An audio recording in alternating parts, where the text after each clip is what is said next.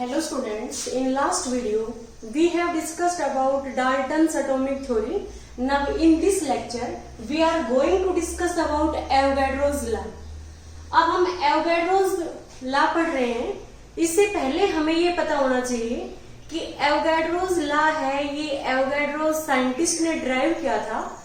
Avogadro जो scientist है उसने बर्जीलियस जो हाइपोथेसिस है उसके बेस के ऊपर एवोगाड्रोस लॉ को ड्राइव किया था. तो इससे पहले एवोगाड्रोस लॉ को स्टडी करने से पहले हमें बर्जीलियस हाइपोथेसिस के बारे में पता होना चाहिए. तो जो बर्जीलियस साइंटिस्ट था उसने जो हमारा गे-लुसेक लॉ ऑफ कंबाइनिंग वॉल्यूम है और दूसरा हमारी डाल्टन्स एटॉमिक थ्योरी है उसके बेस के ऊपर एक स्टेटमेंट ड्राइव किया था. उसे हमें क्या, उस स्टेटमेंट को हम क्या कहेंगे, बर्जीलियस हाइपोथेसिस. तो बर्जीलियस साइंटिस्ट ने बताया कि under similar condition of temperature and pressure equal volume of all gases contains equal number of atoms. अब ये हम देखते हैं. तो जो हमारा बर्जीलियस साइंटिस्ट था, जो बर्जीलियस साइंटिस्ट है उसने बर्जीलियस हाइपोथेसिस है उसको ड्राइव किया. जो बर्जीलियस साइंटिस्ट है उसने देखा कि गे-लुसेक लॉ ऑफ कंबाइनिंग वॉल्यूम क्या कहता है कि कोई भी जो गैसेज आपस में कंबाइन हो रही है उनका वॉल्यूम है वो हमेशा क्या होगा, सिंपल होल नंबर रेशियो में होगा. जैसे हमने गे-लुसेक लॉ ऑफ कंबाइनिंग वॉल्यूम में पढ़ा था कि H2 गैस है उसका 1 वॉल्यूम है वो क्लोरीन गैस के 1 वॉल्यूम के साथ कंबाइन होके 2 वॉल्यूम क्या बना रहा है, HCl गैस. तो जो गे-लुसेक लॉ है उसमें हमने पढ़ा था कि जो गैसेज आपस में कंबाइन हो रही है वो उनका रेशियो वो हमेशा क्या होगी, सिंपल होल नंबर रेशियो में. और वो किसके साथ सिंपल होल नंबर रेशियो में होगी, प्रोडक्ट जो बन रहा है, जो गैसेस प्रोडक्ट बन रहा है उसके साथ सिंपल होल नंबर रेशियो में रहेगी. तो हम यहां से देखते हैं कि जो हमारा रेशियो है रिएक्टेंट का और प्रोडक्ट का वो क्या है, यहाँ पे इसका 1 वॉल्यूम है, इसके 1 वॉल्यूम के साथ कंबाइन हो रहा है और इसके 2 वॉल्यूम प्रोड्यूस हो रहे हैं. तो रेशियो क्या हो गया, 1:1:2. इस रेशियो में हम लिखेंगे कि जो रिएक्टेंट और प्रोडक्ट का रेशियो है, जो गैसेस रिएक्टेंट और प्रोडक्ट के वॉल्यूम का रेशियो है वो सिंपल होल नंबर रेशियो में है. ये गे-लुसेक लॉ में हमने पढ़ा था. और जो डाल्टन्स एटॉमिक थ्योरी ये कहती है कि कोई भी एटम्स यदि कंबाइन हो रहे हैं, वो कंबाइन होके कंपाउंड बना रहे हैं, तो कंपाउंड के अंदर जो एटम्स का रेशियो है वो सिंपल होल नंबर रेशियो में रहेगा. जैसे कल हमने लास्ट लेक्चर में डिस्कस किया था कि जो 2H2 है गैस प्लस क्या हो गया, O2 gas give rise to 2H2O vapours.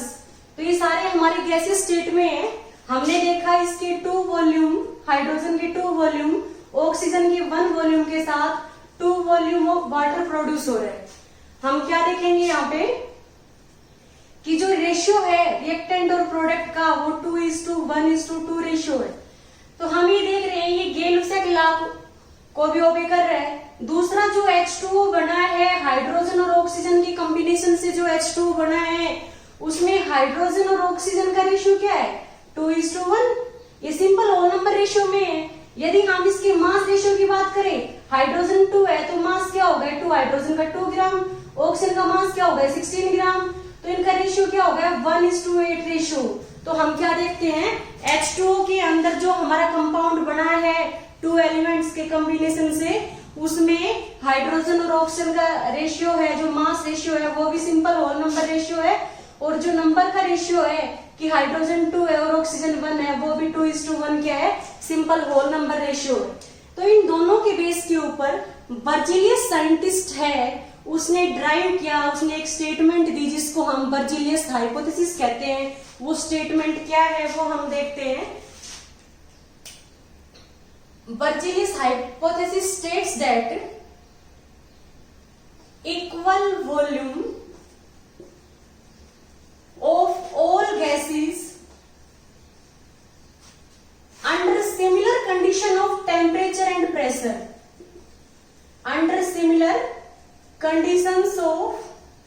temperature and pressure contains equal number of atoms कि जो इक्वल वॉल्यूम है ऑल गैसेस का under similar condition of temperature and pressure contain equal number of atoms. ये हम example की help से देखते हैं।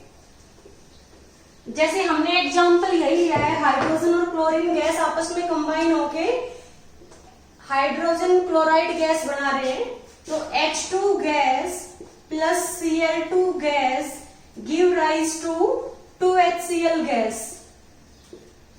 अब इसमें हम देख रहे हैं कि हाइड्रोजन है उसका 1 वॉल्यूम क्लोरीन के साथ 2 वॉल्यूम क्या प्रोड्यूस हो रहा है, हाइड्रोजन क्लोराइड। अब हम देखेंगे कि हाइड्रोजन के N एटम है वो क्लोरीन के N एटम के साथ कंबाइन होके 2N एटम HCl प्रोड्यूस हो रहा है। अब हम यहां क्या देखेंगे कि इसका हाफ एटम हाइड्रोजन का इसके हाफ एटम के साथ कंबाइन होके इसका क्या बनेगा, 1 कंपाउंड एटम बनेगा हमारा, 1 कंपाउंड एटम।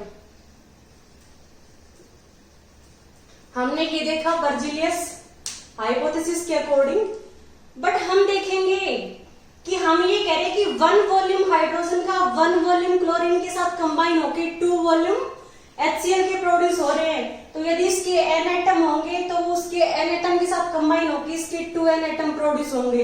यदि इसका हाफ एटम होगा इसका भी हाफ एटम होगा, दोनों आपस में कंबाइन होके क्या बनेगा, जो हमारा HCl है उसका 1 कंपाउंड एटम बनेगा। तो हम ये देख रहे हैं कि डाल्टन्स एटॉमिक थ्योरी के अकॉर्डिंग एटम है वो स्मॉलेस्ट इंडिविजिबल पार्टिकल है, उसको हम डिवाइड नहीं कर सकते। अब यहाँ पे हाफ एटम हो गया, तो ये जो हमारा स्टेटमेंट है, ये जो डाल्टन्स एटॉमिक थ्योरी है उसको डायरेक्ट कन्फ्लिक्ट करता है। फिर एवोगैड्रो साइंटिस्ट ने इस हाइपोथेसिस है उसको देखते हुए इसको मॉडिफाइड वे से एक्सप्लेन किया, जिसको हम एवोगैड्रोज हाइपोथेसिस कहते हैं। तो जो एवोगैड्रोज हाइपोथेसिस है उसमें एवोगैड्रो साइंटिस्ट ने एटम और मॉलिक्यूल है उसके बीच में क्लियर कट डिफरेंस भी बताया, और इस हाइपोथेसिस ने जो बर्जीलियस हाइपोथेसिस है उसने एटम और मॉलिक्यूल के बीच में कोई हमें डिफरेंस नहीं बताया, कोई आइडिया नहीं दिया। तो जो एवोगैड्रोज साइंटिस्ट है उसने एवोगैड्रोज लॉ या हाइपोथेसिस में हमें एटम और मॉलिक्यूल के बारे में भी बताया, और जो ये स्टेटमेंट है इसको मॉडिफाई भी किया, क्योंकि यहाँ पे जो स्टेटमेंट है यदि हम एटम्स का इन्वॉल्वमेंट देखते हैं, हम ये कहते हैं कि equal volume of all gases under similar condition of temperature and pressure contain equal number of atoms, तो वो डायरेक्ट कन्फ्लिक्ट करता है किसको, डाल्टन्स एटॉमिक थ्योरी को। तो इसको मॉडिफाई किसने किया, एवोगैड्रो साइंटिस्ट ने। तो जो एवोगैड्रो साइंटिस्ट है उसने क्या दिया, एवोगैड्रोज लॉ। वो एवोगैड्रोज लॉ क्या कहता है वो हम देखते हैं। एवोगैड्रो साइंटिस्ट है उसने एटम और मॉलिक्यूल के बीच में भी डिफरेंस बताया कि एटम और मॉलिक्यूल क्या है। एवोगैड्रो साइंटिस्ट ने बताया कि एटम है वो स्मॉलेस्ट पार्टिकल है दैट मे और may not have freely existence. तो हम ये कह सकते हैं कि जो एटम है वो स्मॉलेस्ट पार्टिकल है जो रिएक्शन में टेक पार्ट करता है, और इट मे और may not have independent existence. तो हम ये कहेंगे इसमें कि atom is the smallest particle which take part in chemical reaction,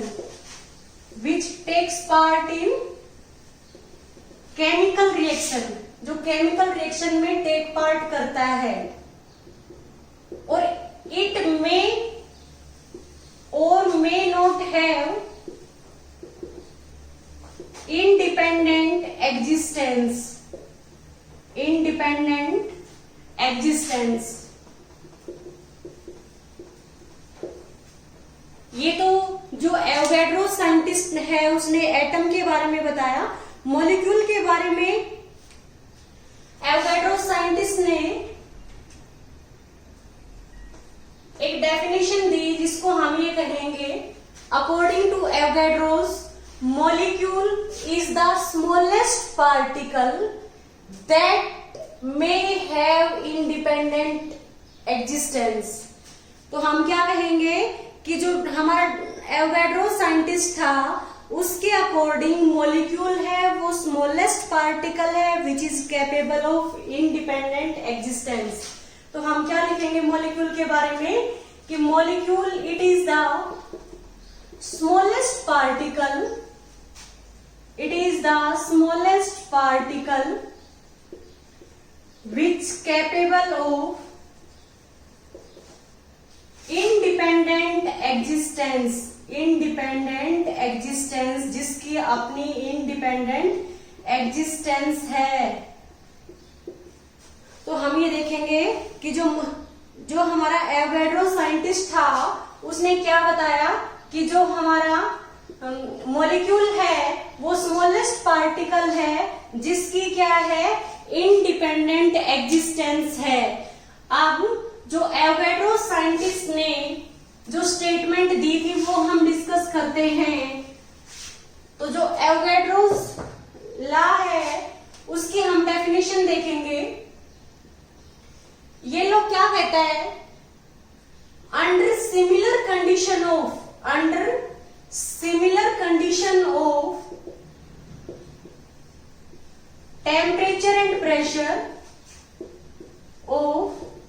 temperature and pressure, equal volume of all gases contain equal number of molecules। तो हम क्या लिखेंगे, under similar condition of temperature and pressure, equal volume of all gases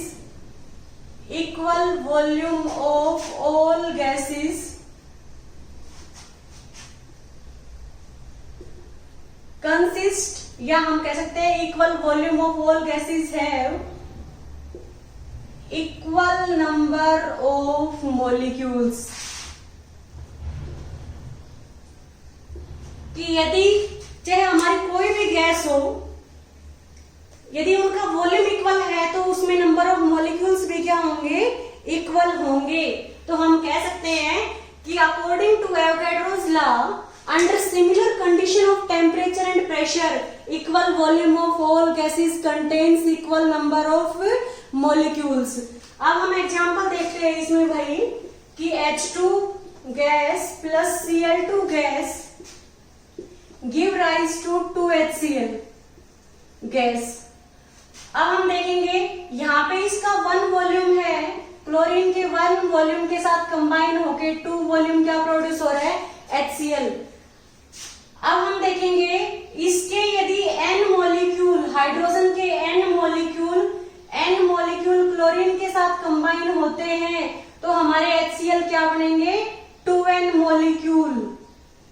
तो यहां से हम क्या देखेंगे कि यदि इसका हाफ मॉलिक्यूल, हाइड्रोजन का हाफ मॉलिक्यूल ऑफ क्लोरीन के साथ कंबाइन होगा तो क्या बनेगा हमारा 1 मॉलिक्यूल ऑफ HCl, जो हमारा 1 कंपाउंड मॉलिक्यूल बनेगा HCl का। तो हम ये देखेंगे कि जो ये हाफ मॉलिक्यूल है ये एग्जिस्ट करता है। हाफ मॉलिक्यूल ऑफ H2 का मीन्स क्या है, 1 हाइड्रोजन एटम। तो हाइड्रोजन एटॉमिक फॉर्म में एग्जिस्ट करता है। तो ये जो हमारा लॉ है एवोगैड्रोस लॉ, इसमें हमने क्या देखा है कि equal volume of all gases contain equal number of molecules. तो यहाँ पे मॉलिक्यूल्स का इन्वॉल्वमेंट है।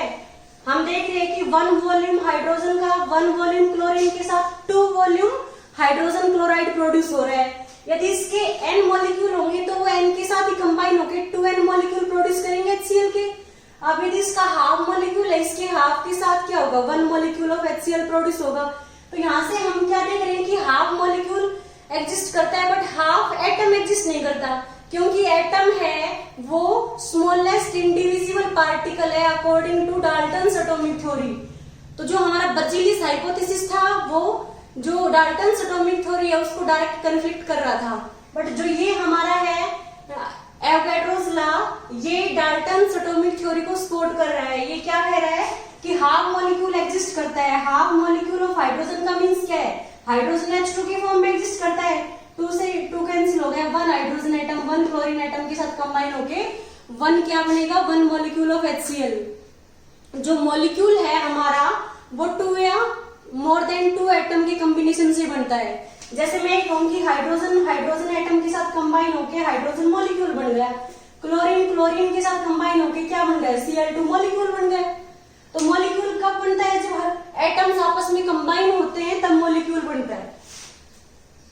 अब हमने ये एवोगैड्रोस लॉ के बारे में डिस्कस किया है कि एवोगैड्रोस लॉ है, उसकी स्टेटमेंट क्या है और उसको एग्जांपल की हेल्प से क्लियर किया है।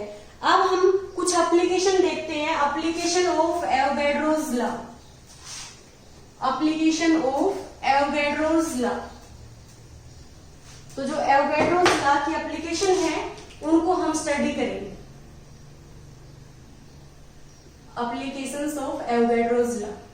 तो जो फर्स्ट एप्लीकेशन है एवोगैड्रोस लॉ की वो हमारी क्या है कि एटमॉस्फेयर का पता लगाने के लिए कि किसी मॉलिक्यूल में कितने एटम प्रेजेंट है। तो जो फर्स्ट एप्लीकेशन है इन द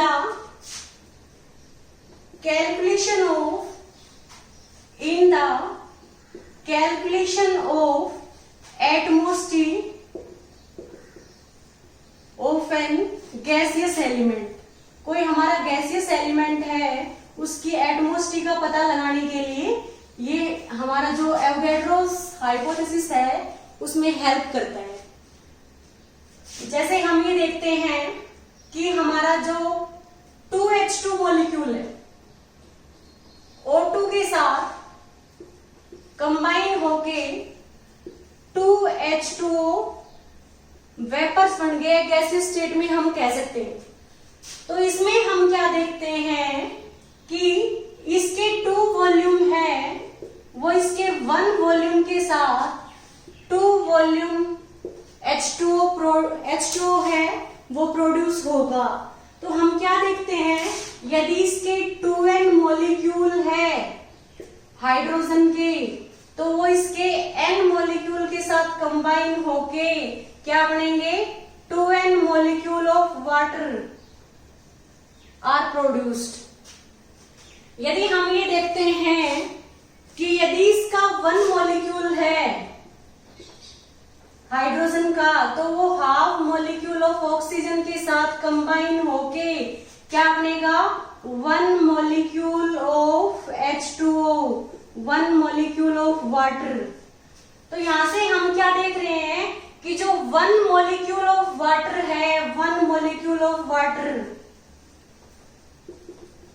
वो किससे बना है, हाफ मॉलिक्यूल ऑफ ऑक्सीजन से, हाफ मॉलिक्यूल ऑफ ऑक्सीजन से बना है। अब हम ये देखते हैं कि जो 1 molecule of water contains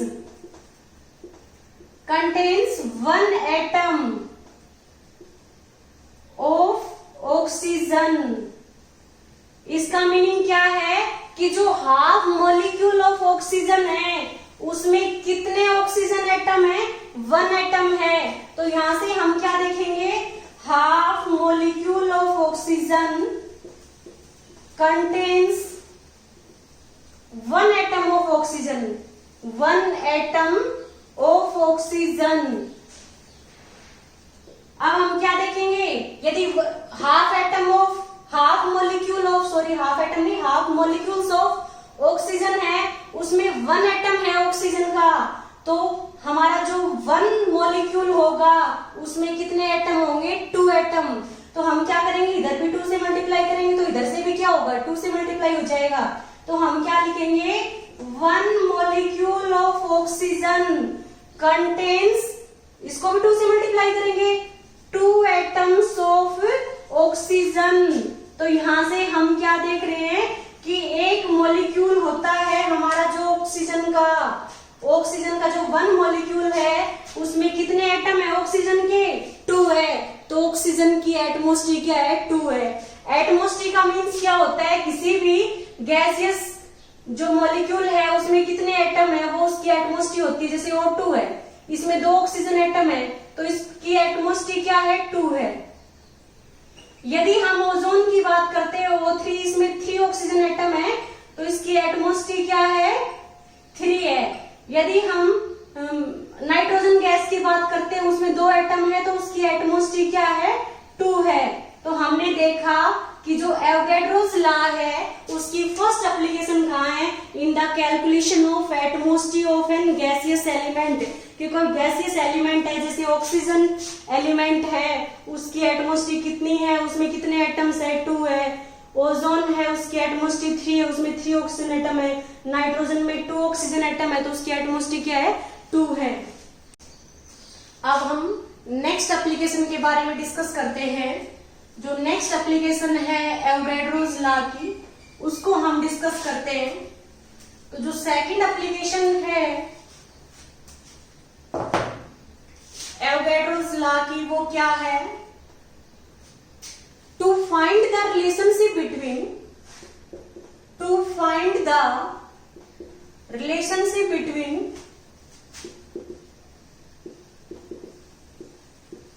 vapor density and molecular mass, between vapor density and molecular mass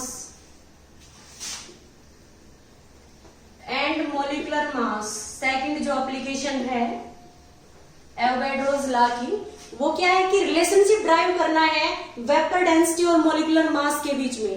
तो हमें ये पता होना चाहिए कि जो मोलिकुलर मास है किसी भी गैस का निकालना है तो वो कैसे निकालते हैं, 2 मल्टीप्लाइड में वेपर डेंसिटी।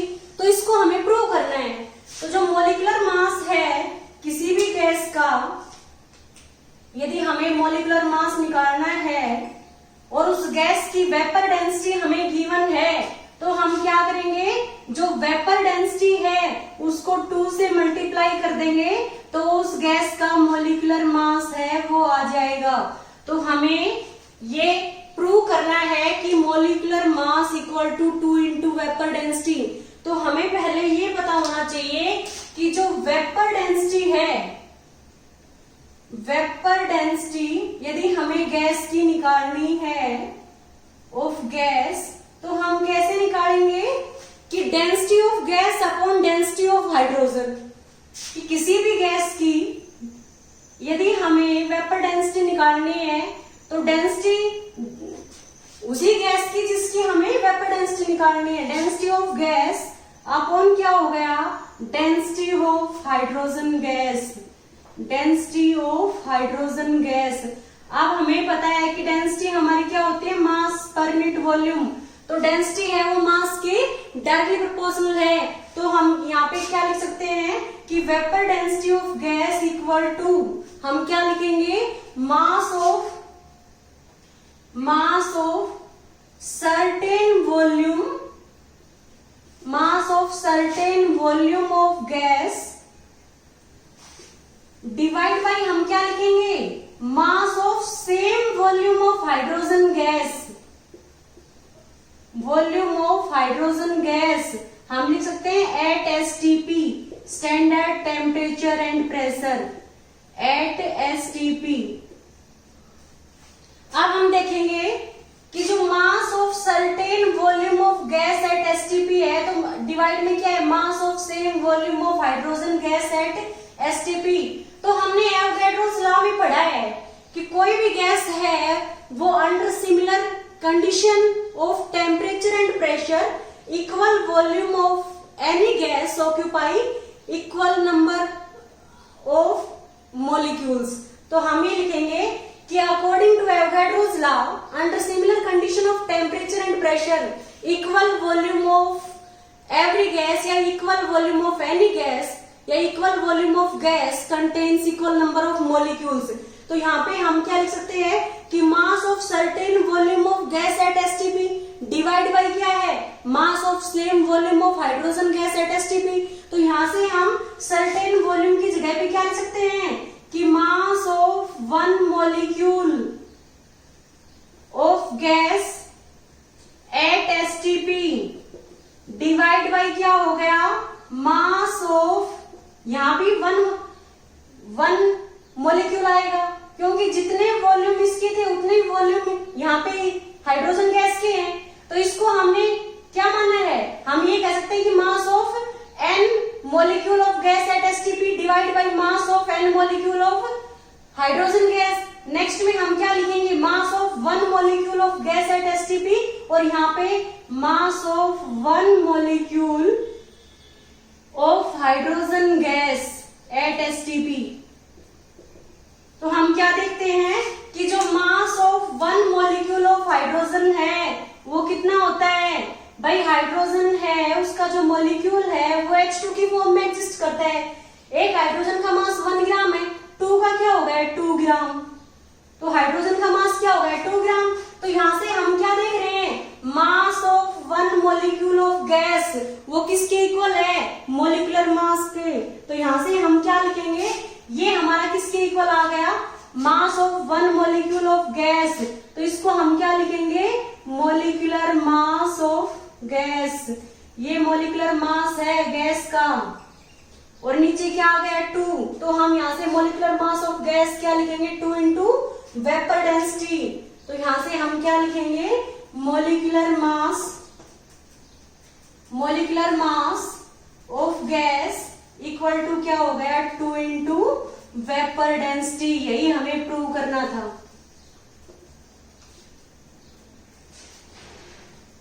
तो ये हमारी क्या है, सेकंड एप्लीकेशन है एवोगैड्रोस लॉ की। अब हम थर्ड एप्लीकेशन के बारे में देखते हैं। जो एवोगैड्रोस लॉ है उसकी थर्ड एप्लीकेशन है वो है to find the relationship between mass and volume of a gas. तो हम जो थर्ड एप्लीकेशन लिखेंगे एवोगैड्रोस लॉ की वो क्या है, to find the relationship between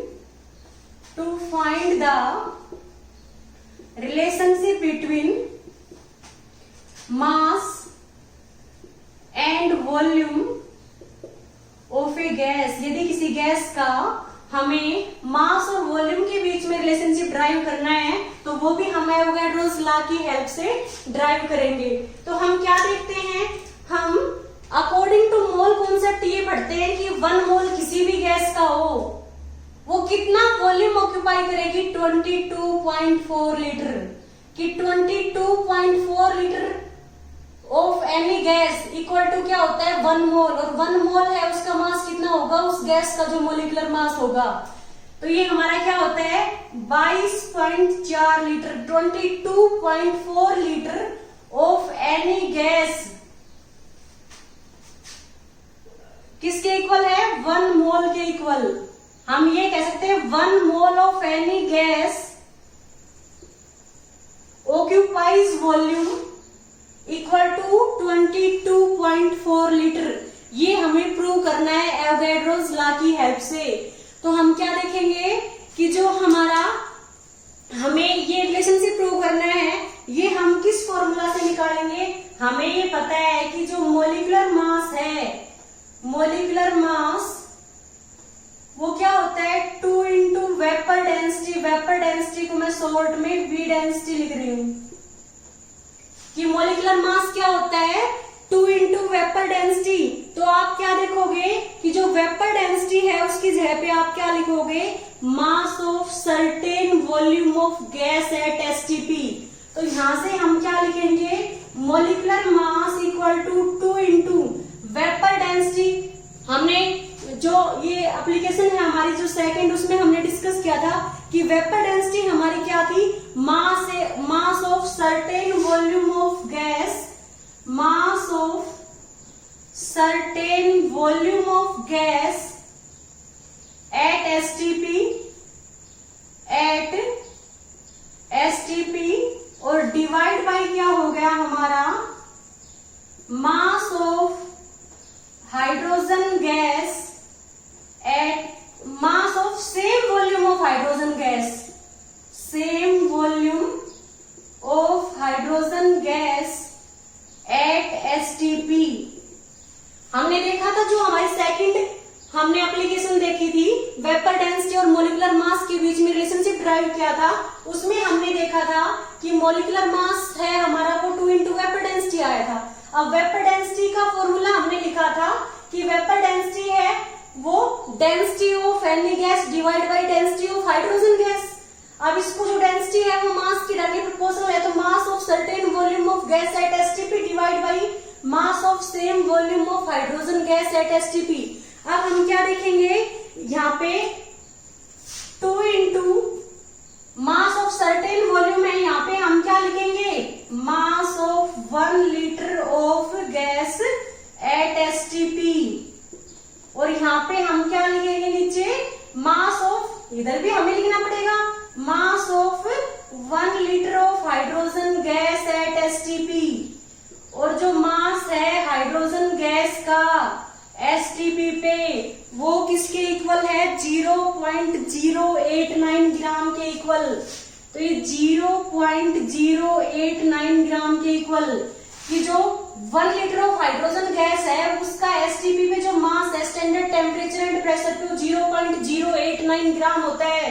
तो यहां से हम क्या करेंगे मोलिकुलर मास इक्वल टू हमारा क्या आ गया मोलिकुलर मास, ये भी हमारा क्या है मोलिकुलर मास इक्वल टू क्या आ गया 2 into mass of 1 litre of gas at STP divide by ये 0.089 है, इसको हम सोल्व करेंगे 22.4 लीटर के इक्वल आएगा।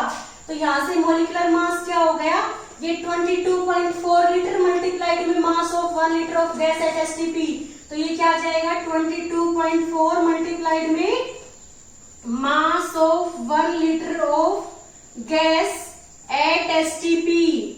तो हम क्या देखते हैं 22.4 मल्टीप्लाइड में mass of 1 litre of gas at STP किसके इक्वल आ गया mass of 22.4 litre of gas at STP. तो यहां से हम क्या लिखेंगे हमारा क्या आ गया मोलिकुलर मास, किसी भी गैस का जो मोलिकुलर मास होता है वो किसके इक्वल आएगा mass of 1 litre of gas है उसको 22.4 से मल्टीप्लाई करेंगे तो क्या आएगा mass of 22.4 litre of gas at STP, वो मोलिकुलर मास के इक्वल हो गया। और मोलिकुलर मास का मीन्स क्या है 1 मोल ऑफ एनी गैस है उसका जो मास है वो मोलिकुलर मास हो गया। जैसे हाइड्रोजन है उसका मोलिकुलर मास क्या हो गया, एक हाइड्रोजन का 1 होता है 2 का क्या हो गया 2 ग्राम। नाइट्रोजन है हमारा उसका एक नाइट्रोजन का मास कितना होता है 14, क्योंकि नाइट्रोजन का एटॉमिक नंबर क्या है 7, मास क्या है 14, तो 2 नाइट्रोजन का क्या होगा 28। तो जो 28 ग्राम मास है नाइट्रोजन का वो कितने वॉल्यूम ऑफ नाइट्रोजन का मास है 22.4 लीटर ऑफ नाइट्रोजन गैस। जो एसटीपी पे मास होगा वो हमारा क्या हो गया molecular mass that is equal to 28 gram. तो यहाँ से हमने ड्राइव किया है कि 1 मोल ऑफ एनी गैस है उसका मास किसके इक्वल होगा उसके मोलिकुलर मास के इक्वल, और वो कितना वॉल्यूम ऑक्यूपाई करेगी 22.4 लीटर। अब हमने एवोगैड्रोस लॉ डिस्कस किया है कि under similar condition of temperature and pressure equal volume of all gases contain equal number of molecules. फिर हमने देखा कि एवोगैड्रोस लॉ है उसकी एप्लीकेशन क्या है, फर्स्ट एप्लीकेशन है in the calculation of atmosphere of an gaseous element की किसी गैसियस एलिमेंट में कितने एटम है, जैसे N2 है उसमें 2 एटम है उसकी एटमॉस्फेयर 2 है, ओजोन में 3 एटम है तो उसकी एटमॉस्फेयर क्या है 3 है। तो एटमॉस्फेयर का पता लगाने के लिए एवोगैड्रोस लॉ है वो हेल्पफुल है। सेकंड क्या है to find the relationship between vapour density and molecular mass, हमने ड्राइव किया कि मोलिकुलर मास क्या होता है 2 इंटू वेपर डेंसिटी। और जो थर्ड एप्लीकेशन है to find the relationship between mass and volume of a gas, हमने क्या देखा 1 मोल ऑफ एनी गैस है उसका मास किसके इक्वल है मोलिकुलर मास के इक्वल, और वो कितना वॉल्यूम ऑक्यूपाई करेगी 22.4 लीटर। ओके स्टूडेंट्स, यदि आपको इस लेक्चर में कोई भी डाउट हो तो प्लीज आप हमें कमेंट बॉक्स में कमेंट कीजिएगा, हम उसका सॉल्यूशन पोस्ट करेंगे। Thank you students.